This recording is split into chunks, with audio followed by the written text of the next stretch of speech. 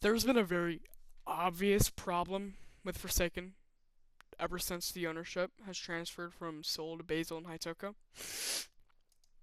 I'm not saying that Seoul was a good person.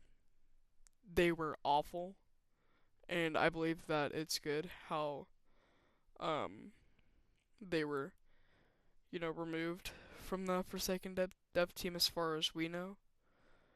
Um, but the thing is, in terms of being a good person, I believe that Basil and Haitoko are good people. Um, but they just suck at running a game.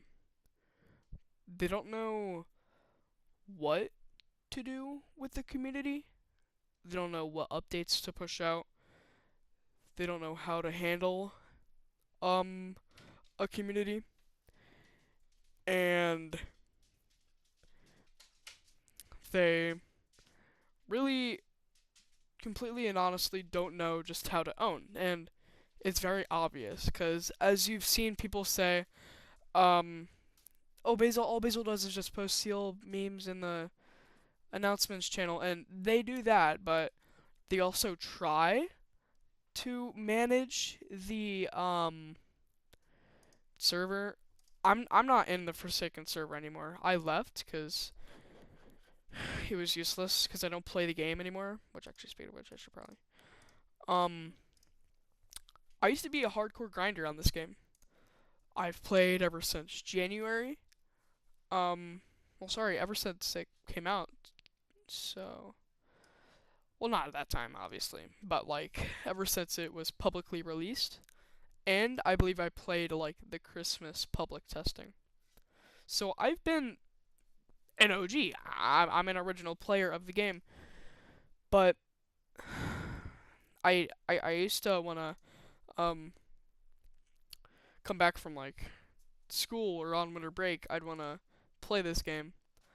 Um, but now, I mean, even at the Halloween update, you know that feeling whenever you just don't want to play a game anymore and it feels like it's a chore to hop on? That's how I feel with Forsaken.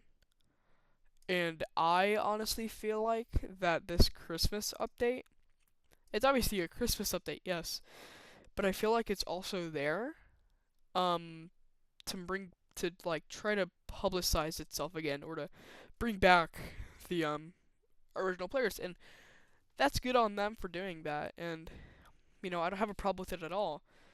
Um but they did it very poorly. Let me show you what they did.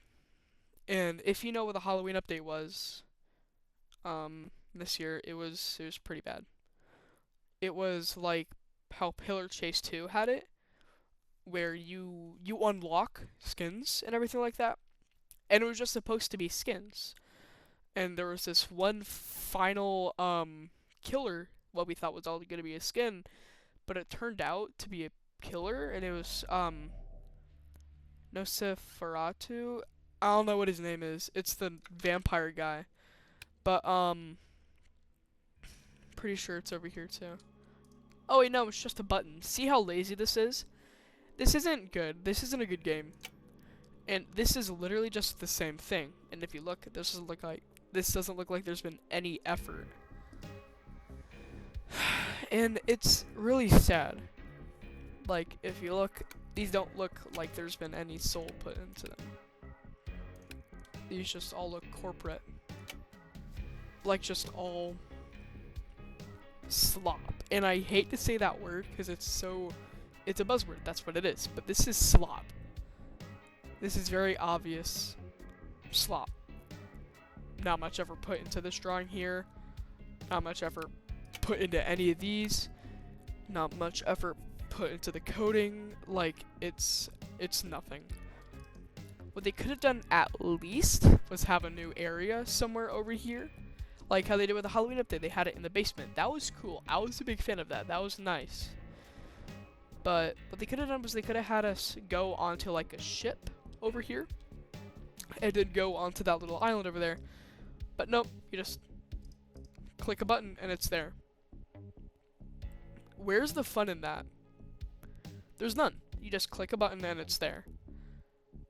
That's not good. That's not good. That's not gonna make people want to play your game more. It's not gonna add interactive, like, it's not gonna add, like, interactability.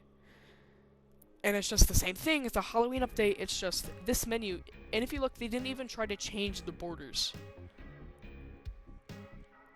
Or the UI. Like, all they did was change the icons. And, like, the icons and the drawings and the models too, obviously. And I wouldn't be surprised if, again, it's going to be another killer. Or if it's going to be a skin for, whatever the vampire guy's name is. Now, I believe it's a very stupid idea to add a killer for the Halloween update.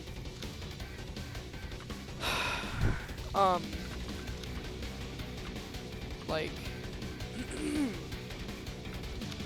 because I mean, we've already had enough killers be given to us.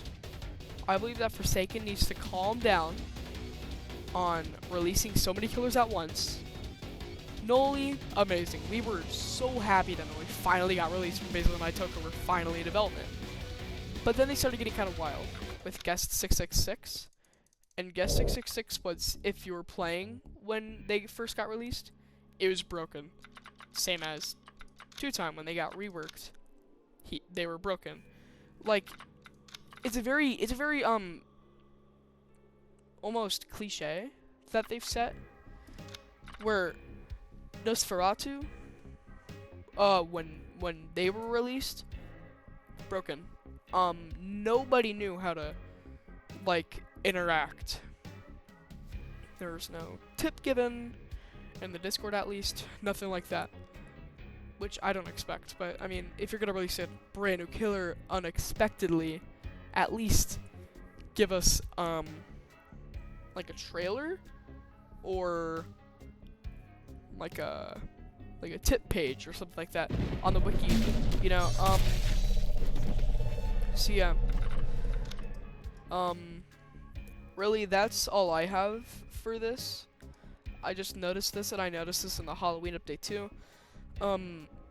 I think they're just trying to push out as many updates as they can to make people want to come back, or to bring more people in, cause I mean, if you were playing Forsaken like in its prime, when it was, I think maybe a month or two before Soul Driven Love was taken out from their position, the game was in its peak. It was in its prime.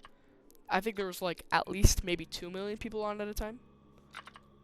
Sorry, not that. That might be too much. But there was a lot of people. I'm pretty sure it was at least 1 million.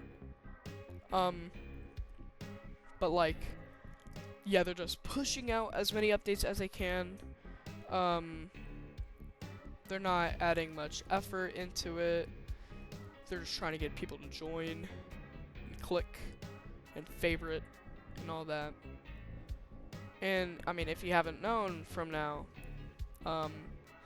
Forsaken is still giving a 25% budget cut to Soul. Pretty sure that's still going on. I don't know if it ended, but the fact that that happened is an issue. And people are like, oh, well, if they didn't, then Soul Driven Love would have gotten the game taken down. Yeah, sure, but create a new game. Archive the code, which you should do anyways in the first place. Copy it onto a new game. Advertise it. Then you're at the same spot. You might lose a little bit of your player base, but that's not going to matter. If it's what it was supposed to be, which is a passion project, then you wouldn't care about the player base. But since this game has gotten so big, it's become like refurbished ASIM slot, and I don't like it. So yeah, that's all I have to say about the whole like Forsaken thing.